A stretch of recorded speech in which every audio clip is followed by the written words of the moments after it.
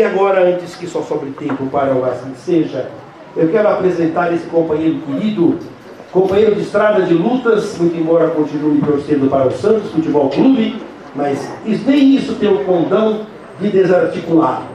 Para nossos ouvidos e corações, Ivan da Cunha.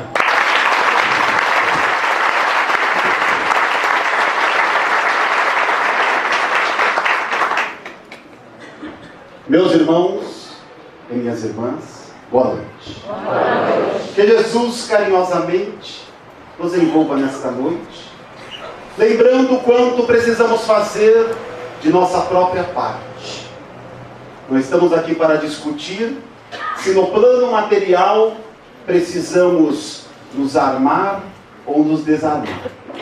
Mas aqui esta noite precisamos desarmar nossos espíritos. Porque a espiritualidade não violenta ninguém. E se nos desarmarmos emocionalmente, não há dúvida que Jesus carinhosamente colocará ao menos uma palavra de seu Evangelho redivivo no coração de cada um de nós. E é o que precisamos. Precisamos, nos desarmando, nos entregar a Jesus. Para que numa noite santa como essa, saiamos com algumas das sementes que possam ser transformadoras em nossas vidas. E possam mudar rumos. Porque a felicidade começa a ser construída no agora, no hoje. Não no amanhã e no depois, por mais que tentamos utilizar como muletas, colocar para o mais distante de nós, ou em objetos, ou em outras pessoas, ou em outros momentos, a felicidade que pode ser iniciada a qualquer instante. Uma construção lenta, mas prazerosa, em alguns momentos dolorosa, mas definitiva. Pois nos liberta de amarras que há muito tempo nos levam para o caminho da infelicidade. E vivemos momentos, no mínimo curiosos.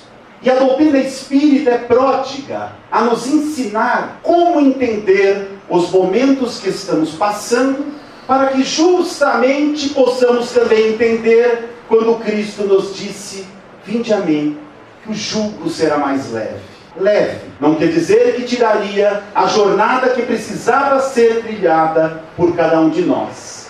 E para poder entender esse momento que nós estamos passando da humanidade, um momento sui generis, um momento onde muitas vezes a desesperança parece tomar conta, a dissensão, parece que ninguém mais fala a mesma língua, não nos entendemos mais, nos agredimos pelos mais variados instrumentos, sejam tecnológicos, físicos, emocionais.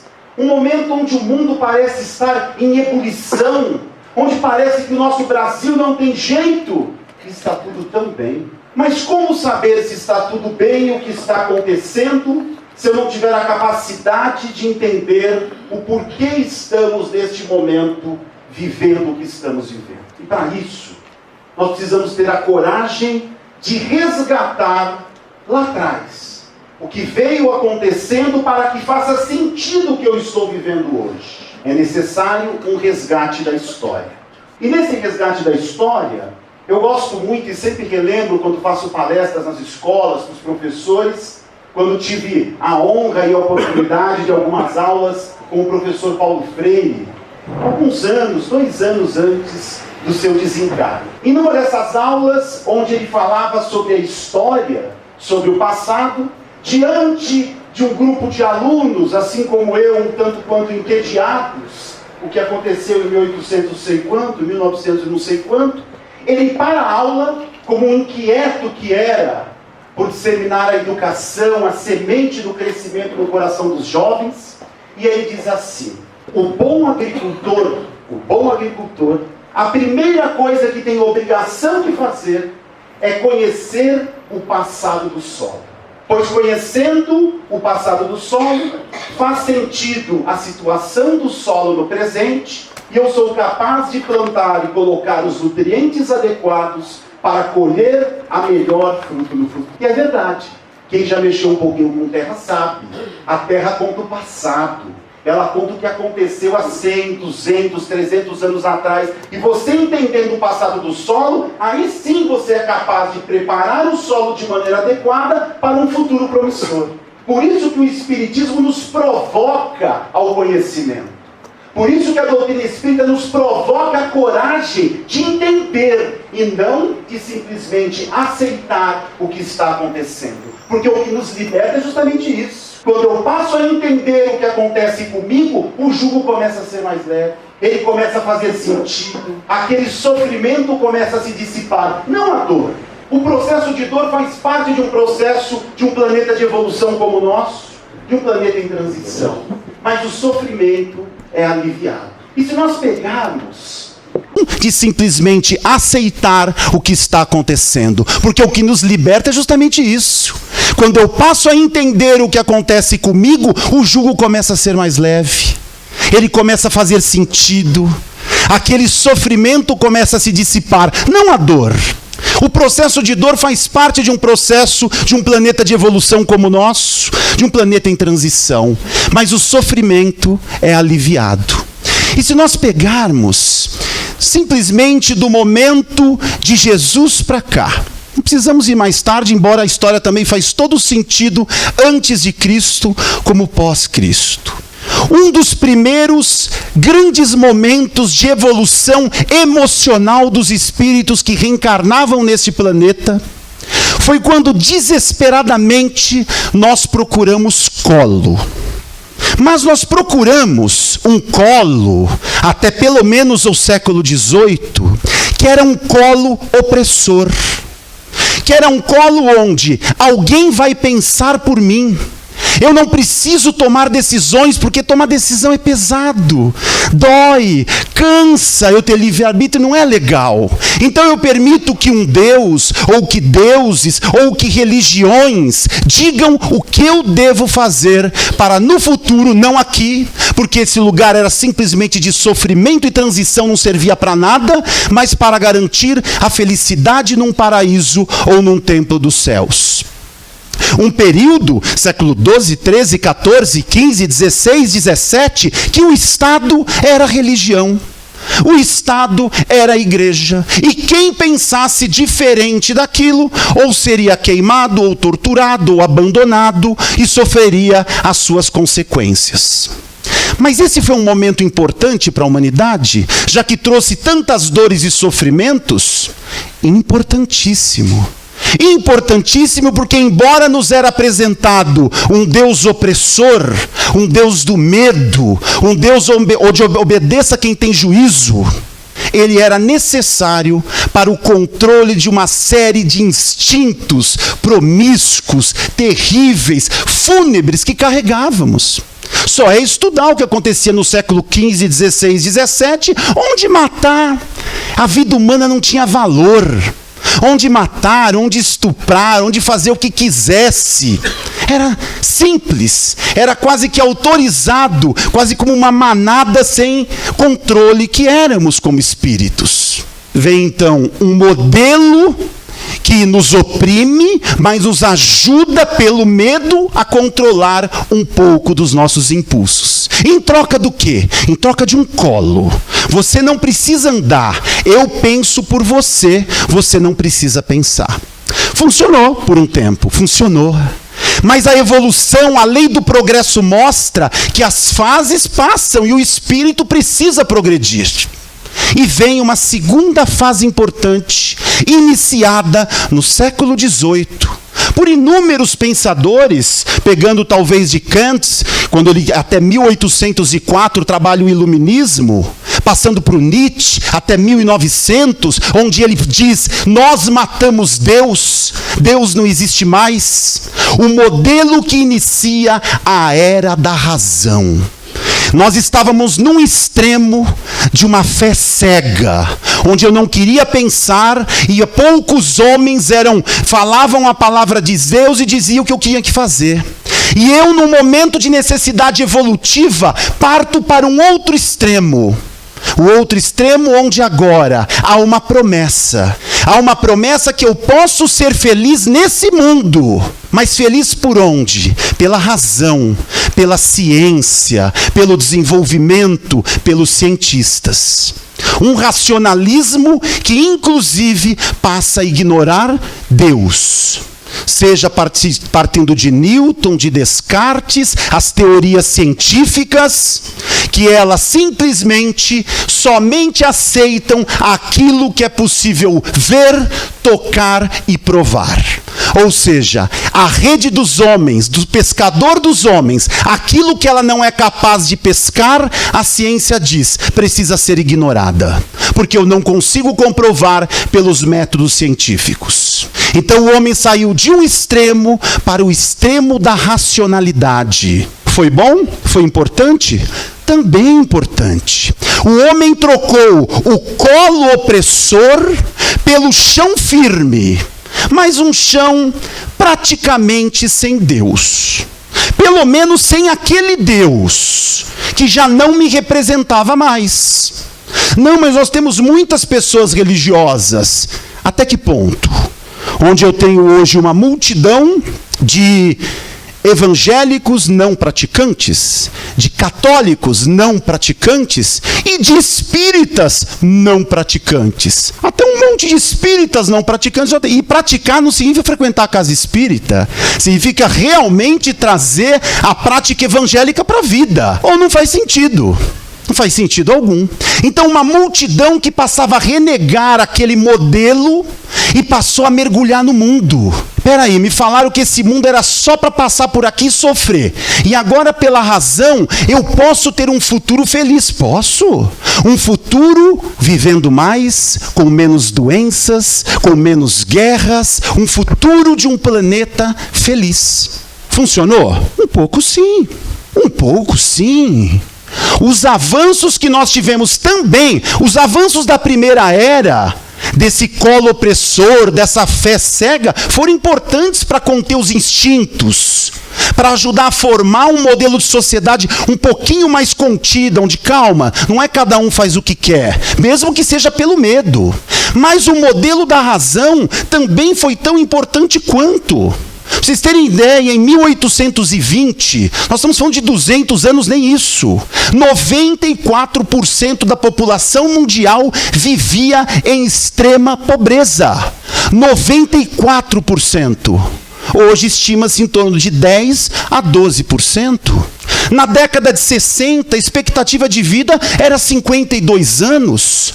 Hoje gira em torno de 75 anos. O desenvolvimento das vacinas, das leis, dos códigos civis, da proteção das mulheres, dos idosos, dos adolescentes. Falamos de uma época onde 80 anos atrás a mulher não tinha direito ao voto.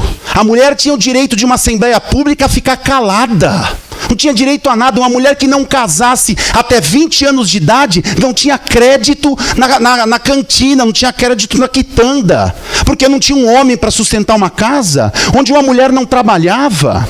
Então nós tivemos avanços muito importantes da tecnologia, da ciência, da medicina, das leis, das humanidades. Só que nós temos o hábito de sempre falar assim, mas antigamente era melhor. Porque eu não quero viver hoje. Eu não quero entender o que está acontecendo hoje, então é mais fácil dizer que a minha felicidade já vai no passado ou no futuro. Nunca está no hoje.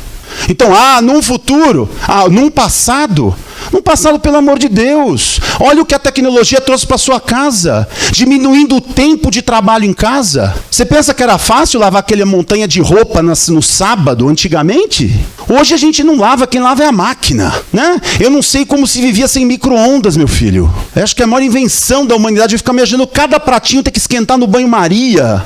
O trabalho que devia dar. E assim vai inúmeras tecnologias e facilidades e movimentos que ajudaram sim, faz parte do progresso. Claro, somos seres imperfeitos, e como tudo que é desenhado pela mão do homem, ela vem imperfeita. Do mesmo jeito do modelo desesperado de entender a Deus, que nos levou a uma fé cega e opressora, a gente veio desesperado para o desenvolvimento do mundo e nos entregamos também a uma série de erros. Mas tão importantes quanto ao estudar. Nós vamos estar estudando daqui a 300 anos e nós vamos entender como cada passo desse foi um degrau para a evolução da humanidade. Há 23 anos atrás, nós tínhamos no mundo 38 guerras acontecendo em países. Hoje são 12. Ainda tem guerra? Tem, mas eram 38 guerras documentadas acontecendo há 23 anos atrás. Até 1990, 28% da população mundial não tinha energia elétrica. Hoje é em torno de 9,2%. Então as coisas vão melhorando, mas a gente não vai conseguir ver isso em um dia, né? Você tem que olhar ao longo de 10, 20, 50 anos, porque a evolução passa por passos. Muito bem. Mas do mesmo jeito que o colo opressor não me satisfez e eu fiquei inquieto e eu não estava feliz, e o Espírito é impulsionado a busca do progresso e da felicidade, nós hoje estamos no momento onde percebemos que este modelo da razão pura e simplesmente colocada em cima do homem também não deu certo. Alguma coisa nós erramos. Porque ao mesmo tempo que nós evoluímos tanto na ciência e na tecnologia, nos métodos de produção, entre outros, hoje nós temos a nossa geração onde a depressão é a maior chaga da humanidade. Onde já quase 4 pessoas em cada 10 da nossa faixa etária já passaram pelo menos uma vez por um processo depressivo. Ah, que bom que tem a medicina que nos mantém medicados. Mas esse modelo não aplacou os nossos problemas emocionais, ele não resolveu. Ele trouxe soluções exteriores para o mundo, mas ele não trouxe a solução emocional que eu preciso. Hoje, em muitos países, muitos, de primeiro mundo, de segundo mundo, para os adultos, hoje a depressão é a 3ª maior causa de morte para adultos. No Brasil, entre jovens de 14 a 17 anos, o suicídio já é considerada, no Brasil, a 3ª maior causa de morte. Mata mais que se você somar mais de 20 doenças diferentes que têm feito jovens desencarnar. Então, se a gente chega no século 21, com os adultos, uma grande parte deprimidos e medicados, e uma grande parte dos jovens, tentando escapar do suicídio, alguma coisa também deu errado. Fora essa nossa sensação de infelicidade. Eu me lembro quando 2015, foi quando teve aqueles primeiros grandes protestos de rua? 2015? 2013, obrigado. Vocês vão lembrar que quando começou os primeiros grandes protestos de rua, começou por uma situação onde o prefeito quis dar um aumento na passagem de ônibus de São Paulo. Vocês lembram? Exato. Aquela multidão foi para a rua. E logo na sequência começaram a vir artigos assim: não é pelos 50 centavos. 20 centavos na época? Mas eu coloquei a inflação, eu sou esperto. Pensa lá na frente, queridão, já está com a inflação, virou 50 centavos. Não era pelos 20 centavos. E sabe o que era incrível? No fundo, ninguém sabia mesmo por que era. Por isso que no protesto era um monte de gente gritando, cada um com uma placa diferente, para um rumo diferente, porque no fundo ele não sabe a resposta, ele só sabe que está infeliz. E que esse modelo de mundo que te prometeu, que pelos bens materiais, por um bom emprego, por uma boa educação, você simplesmente ia ter uma linda família e ser felizes para sempre, igual uma propaganda de margarina, falhou. Então estávamos num extremo de uma fé cega, no desespero corremos para o outro extremo do desenvolvimento, onde hoje é o que se vende. Os seus filhos estão estudando para ter um ótimo emprego, um ótimo salário e com isso poder comprar todos os bens oferecidos e ser feliz. Esse é o mundo que é vendido por um modelo focado no modelo econômico.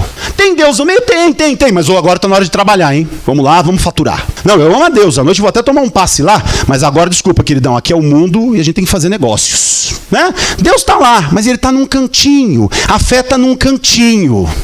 Isso me lembra, tem um conto chinês muito conhecido, mas vale a pena lembrar, que é aquele famoso conto do discípulo e do mestre, que caminhando pela floresta, chegam de repente, precisando descansar, numa casinha muito humilde, muito pobre, que morava lá uma família, aquela casinha pobre, humilde. E eles entraram e perguntaram para aquela família como eles faziam para se sustentar. E eles apontaram para fora, tinha uma vaquinha. Como é que você se sustenta? Com aquela vaquinha. Aquela vaquinha dá o leite, eu tiro o leite, vendo leite, faço queijo, vendo queijo. E dá pra gente viver. Uma casinha pobre, de madeira, paupérrimos. Dormiram, no dia seguinte o mestre e o discípulo estavam indo embora, o mestre disse, volta lá, pega a vaquinha e empurra no precipício. O discípulo olhou e falou, como é que é? Eu estava ouvindo uma outra coisa, empurra no precipício. Eu? Né? Por que o mestre não vai, né? Manda sempre o discípulo. Foi lá, obedeceu, o mestre mandou e empurrou a vaquinha. Passou alguns anos, ele se sentindo culpado, quis voltar naquela residência e pedir desculpa pelo gesto dele. E quando ele volta, ele repara que não tinha mais a casinha de madeira. Tinha uma casa de pedra, bem feita, com mais recursos. E aquela família já não vivia mais tão mal. Não era rica, mas já vivia melhor. E ele perguntou o que aconteceu. Ele disse assim, não sei, olha, um dia a nossa vaquinha caiu no precipício. Como nós não tínhamos mais a vaquinha, a gente foi obrigado a ir para a cidade e buscar outras alternativas. E arranjamos outros trabalhos e descobrimos outros métodos de produção. Isso permitiu a gente melhorar de vida. É exatamente o que a vida vai fazer pela gente se a gente não tiver coragem. Alguém vai empurrar sua vaquinha. Vai. Porque as vaquinhas são as nossas muletas, que a gente se agarra para não ter coragem de seguir em frente. Todos nós temos vaquinhas, viu? Todos nós. Pode ser, de repente, um emprego, que é a sua vaquinha. Pode ser. Pode ser um relacionamento, pode ser uma questão familiar, uma questão sua pessoal. Coisas que às vezes você se agarra e que você sabe que você precisava crescer. Mas por medo, por preguiça muitas vezes, até emocional, a gente prefere deixar como está. Aí vem a vida, porque a vida é maravilhosa, e a gente não quer deixar ninguém para trás, e de repente alguém empurra a sua vaquinha. Então nós vamos ter, e estamos tendo. Quantas pessoas não ficaram desesperadas num momento de desemprego, com essa crise? Será que em algumas situações não era uma vaquinha? Será que muitas vezes você já não tinha pensado em trocar de emprego? Você já não tinha pensado em mudar a sua vida? Mas está confortável, mas aqui eu ganho bem. E você estava doente para ir trabalhar, e levantava mal, deprimido, era uma luta para sair da cama. Mas é melhor do que não ter emprego. Mas não se mexia para fazer um curso, para buscar uma alternativa, pelo menos para mandar um currículo. E por aí vai, situações variadas da vida, variadas, que mostram que o momento que nós estamos entrando de transição planetária não é mais o momento do colo, não é mais o momento do chão firme. É um momento onde o chão é completamente instável. E sabe por que ele é instável? Porque o planeta nada mais é do que um reflexo do que nós somos. O que é o bênção de paz? Se tirar todos os trabalhadores daqui, encarnados e desencarnados, é só um prédio. Dá para transformar isso aqui num galpão e virar uma fábrica amanhã, não dá? Tranquilamente, é só um prédio. Ele é feito de gente. E ele reflete o que nós que frequentamos aqui somos. Se a sociedade hoje é tão instável, não é culpa do movimento A, B, C, da tecnologia A, B e C. Ela só reflete o que nós somos. Esse mundo instável é o nosso turbilhão de emoções que de novo está gritando. Está na hora de fazer diferente. Está na hora. Eu preciso fazer diferente, porque alguém está chutando a minha vaquinha. E nessa instabilidade que nós estamos passando, tem um filósofo esloveno, Slavoj Žižek. E o Žižek fala uma coisa bem interessante. Por exemplo, nós no mundo produzimos lixo, não produzimos? A gente vai no banheiro, está cheio de lixo, né? Só que dá a impressão que quando você dá a descarga, ou passa o lixeiro na frente da tua casa, que todo o lixo desapareceu. Mas no fundo nós sabemos que o lixo só foi transportado para outro local. O lixo continua aqui. Žižek defende que esse é o verdadeiro amor. O verdadeiro amor não é amar a perfeição, é amar a imperfeição que faz parte do todo. Quando nós nos apaixonamos por alguém, a gente se apaixona, a gente cria para a pessoa uma imagem perfeita, que simplesmente é uma imagem projetada pelo que eu gostaria que você fosse. Só que nós temos um monte de lixo. E o verdadeiro amor está justamente em amar as diferenças, amar as suas fraquezas. Esse é o grande amor de Jesus. Ele nos amava como nós éramos. Claro que se entristecia porque sabia que a gente ia sofrer por um comportamento, mas ele não nos media pelo comportamento que eu tinha. Judas sentou na mesa com ele e compartilhou o pão.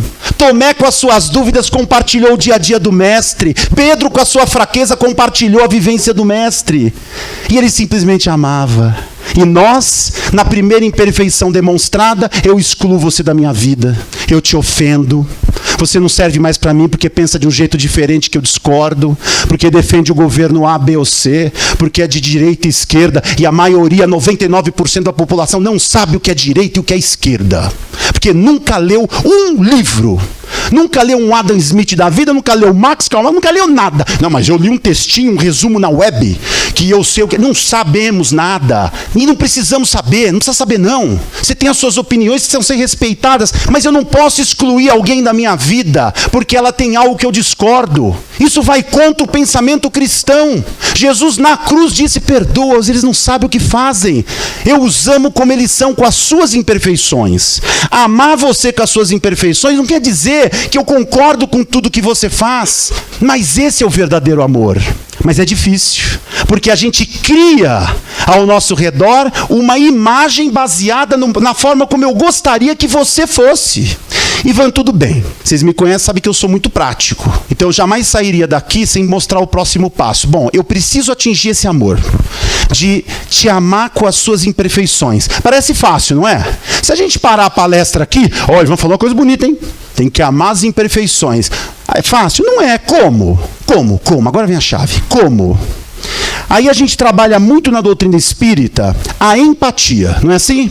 Qual é a melhor maneira? De eu entender e aceitar as suas imperfeições? É empatia, não é assim? Deixa eu me colocar. Se coloca no lugar dele. Meu filho, não brigue com ele. Se coloque no lugar dele. Entenda o que ele está sentindo. Isso é frase chavão, não resolve.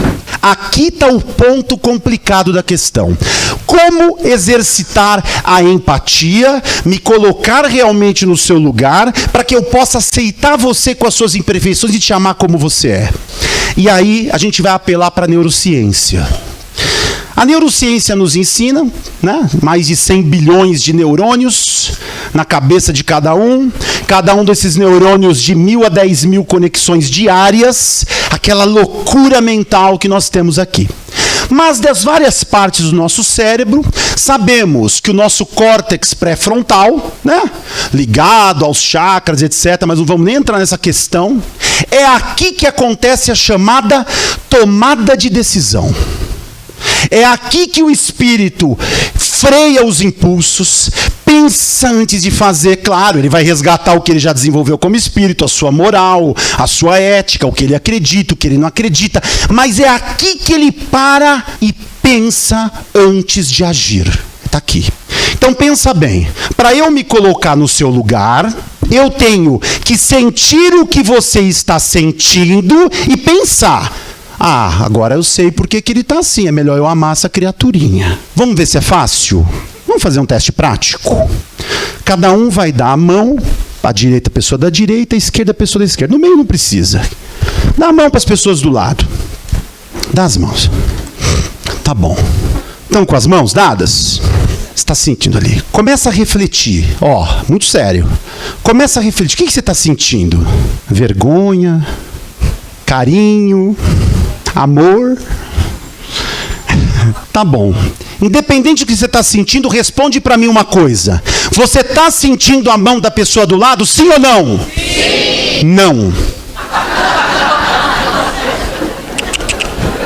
Mentira. A neurociência explica. Você não está sentindo a mão da pessoa do lado, você está sentindo ela apertar a sua mão. Você está sentindo a sua mão sendo apertada. Você não está sentindo a mão dela. Tanto que se eu te der um anestésico e adormecer a sua mão, você não sente mais nada. Então eu não sinto o que você está sentindo. Eu sinto que eu está dentro de mim ligado aos meus nervos. Se quiser pode desdar a mão, tá? Se tiver gostosinho, continua. Você pode, né? Mas pode desdar a mão, né? Olha que interessante. Você, na verdade, não tem como sentir o que o outro sente. Os seus nervos não estão ligados aos nervos do outro. Portanto, aos homens do auditório, quando as suas mulheres disserem, você não sabe o que eu estou sentindo, você calmamente responde, realmente não sei. Para poder sentir, os meus nervos deveriam estar ligados aos seus nervos. Portanto, como eu não sinto o que você está sentindo, não há por que discutir.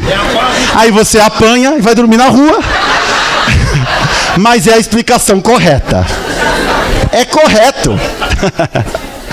Nós não temos como sentir o que o outro sente. Olha como é complexo.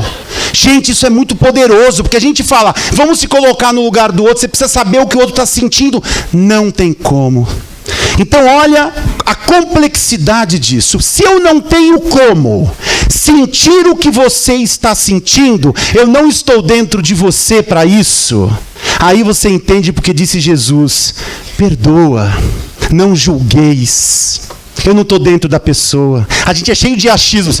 Eu sei bem o que você está sentindo, sabe nada. A dor é única, as histórias são únicas, as necessidades são únicas de cada um. Para de julgar e achar que pedindo pela sua história, eu sei o que a minha esposa, o que o meu marido, o que minha mãe, o que meu pai, o que meu colega sentem. Isso me ajudou muito a perdoar muita gente. Muita gente. Que às vezes eu falava assim, poxa, essa pessoa, segundo os meus princípios, ela me magoou. O que ela fez, eu não faria. Aí eu comecei a falar, mas eu não sinto o que ela estava sentindo quando fez isso. Será que ela fez com todo esse peso de maldade que eu achei que fez? Ou para ela simplesmente, na limitação dela emocional daquele momento, fez algo que para ela nem... Gente, quantas vezes não chegaram para vocês e falaram assim, olha, estou magoado com o que você fez. E você fala assim, desculpa, mas de verdade não foi minha intenção. Eu não fiz com esse sentimento, eu não estava sentindo isso. Já aconteceu com todo mundo ou não? A situação inversa é verdadeira. Então, se eu não tenho como me colocar na sua situação, se eu não tenho como sentir o que você está sentindo, aí vem a beleza de amar simplesmente como você é. No nosso estado encarnatório, não tem como eu sentir o que você sente, então eu preciso te respeitar. Posso não concordar, não quer dizer que eu não posso me manifestar e dizer que eu concordo ou discordo. Mas como é que eu me atrevo a achar que eu sei o que todo mundo está pensando e julgar você é ladrão, você é bandido, aquele governante está fazendo isso porque quer meu mal, aquele está fazendo isso porque provavelmente é um safado. Aí eu pergunto, e se você fosse colocado no corpo dele? E se você calçasse os sapatos dele e trilhasse a história dele? Como você teria agido? Ninguém sabe. A gente não está no sentimento do outro. E aí você te leva à grandeza de Jesus, a grandeza da lição que ele quis passar, no sentido de simplesmente ame, mesmo com as imperfeições, sabendo que essa pessoa também está num processo evolutivo, não julga. Por mais que você muitas vezes vai se magoar por causa da imagem que você fez, não é a imagem real muitas vezes, porque nós olhamos o mundo de uma maneira muito egocêntrica, egoística e egocêntrica. Se eu não sinto o que você está fazendo, eu tiro as minhas decisões pelo que eu acho. Pelo que eu acho. A prova desse nosso pré-frontal, desse córtex, da tomada de decisão, é que, por exemplo, quando você toma umas birita a mais, qual é o primeiro lugar que é inibido? Esse local. Esse nosso córtex. Por isso que se você está na balada, tomou umas a mais, você pode passar a noite com pessoas que normalmente talvez você não passaria. Não é? Quando acorda de manhã, fala, mas aconteceu? Aconteceu. Você vai arranjar brigas que você normalmente não enfrentaria. O cara de 3 metros, mas você se achou muito valente. Aí de manhã vem a famada ressaca moral. Que é quando o córtex começa a retomar conta do corpo e ele começa a julgar o que você fez. Fala, putz, que porcaria que eu fiz. Então não tem jeito de se colocar no lugar do outro. Isso me lembra, sabe quando eu tinha 13 anos, rapaz? 13 anos, tenho 44, tá? Vou fazer 45. Mas eu tinha 13 anos, e como todo mundo, eu era apaixonado por uma menininha da sala, né? Desculpa, amor, eu preciso contar essa história, tá? Você não sente o que eu tô sentindo. Então, não começa.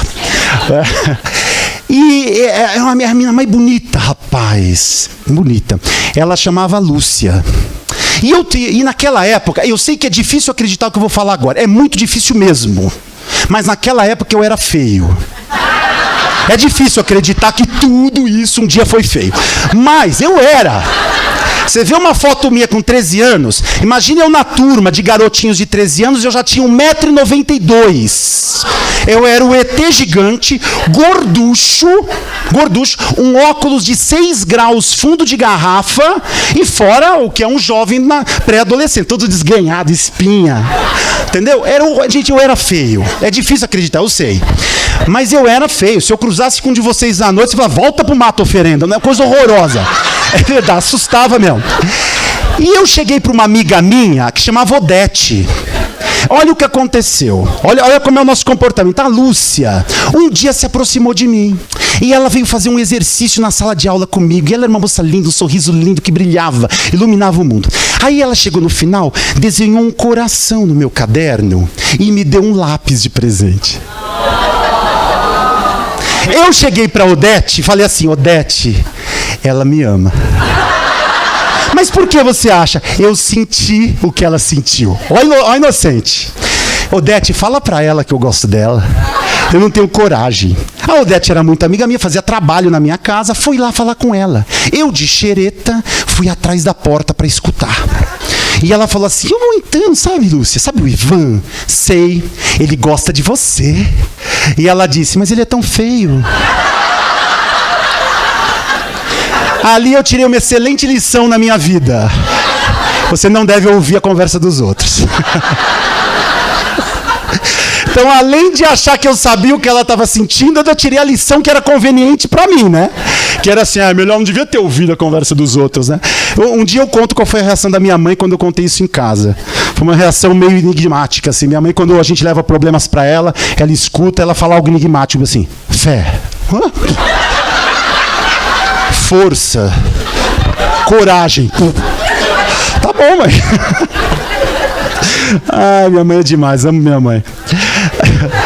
E é o que acontece com a gente todo dia. Então veja só, nós precisamos sair daqui dessa noite não mais inquietos com esse mundo, com esse chão que nos falta. É compreender que esse é o momento do mundo que estamos vivendo. E que essa inquietude do mundo, se eu não posso enfrentar a vida, eu tenho que tirá-la para dançar. Eu não vou conseguir mais encontrar chão firme, aquele chão medroso onde eu me agarro, que as vaquinhas estão sendo chutadas. Mas estamos vivendo um momento maravilhoso da humanidade. Um momento de transição planetária, onde estamos sendo obrigados, para não haver dissensões, a amar do jeito que nós somos. E sabe por quê? Se eu não tenho mais chão, como é que eu sobrevivo? Não é mais sozinho, querido. É com alguém. Não dá mais para fugir do outro. Antes eu tinha colo, Deus parece que vai me dar tudo. Agora eu tenho a ciência, eu posso viver sozinho, na minha casinha com as minhas tecnologias. Hoje, com a inquietude que está, eu só vou sobreviver se a gente entender que a felicidade individual passa pela coletiva. Eu preciso de você, muito. Essa noite eu preciso de todos vocês. E vou precisar das pessoas amanhã e depois de amanhã. Eu não posso fugir. Mas para eu não fugir de você, eu preciso aprender a te amar como você é. E parar de bobagem, porque eu não sei de nada. Eu não sei de nada. E sabe quem é que pode nos ensinar os mais belos passos de dança? Jesus. Esse sabia tudo, né?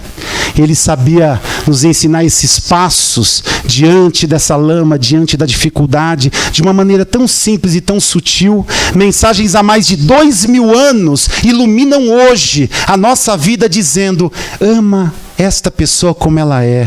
Deixa pra lá, por que você está querendo mudar ela? Trabalha você em você, meu filho. É você que precisa mudar. Deixa ela lá, para de julgar um pouco.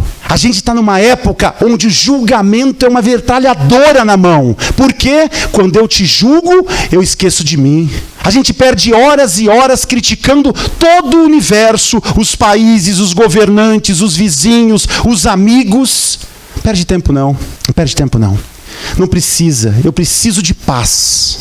E um pouco dessa paz vai vir desse trabalho de entender que essa empatia só é possível ser exercitada no nosso estado se eu simplesmente amar você com todas as suas imperfeições, claro, sabendo que mais cedo ou mais tarde, com a ajuda de um amigo, de um companheiro, nós vamos também superar as imperfeições. Mas sem a exigência, se você não mudar, não dá para viver com você. Se você é de esquerda, não dá para viver com você. Se você é de direita, não dá para viver com você. Se você defende a ala A ou B, se você é branco, preto, malhado, da religião A ou B, bobagem. Principalmente para nós espíritas, que com tanto conhecimento, temos numa noite como essa, Jesus nos abraçando e nos convidando a um passo importante da mudança pela graça de Deus. Uma boa noite a todos e muito obrigado.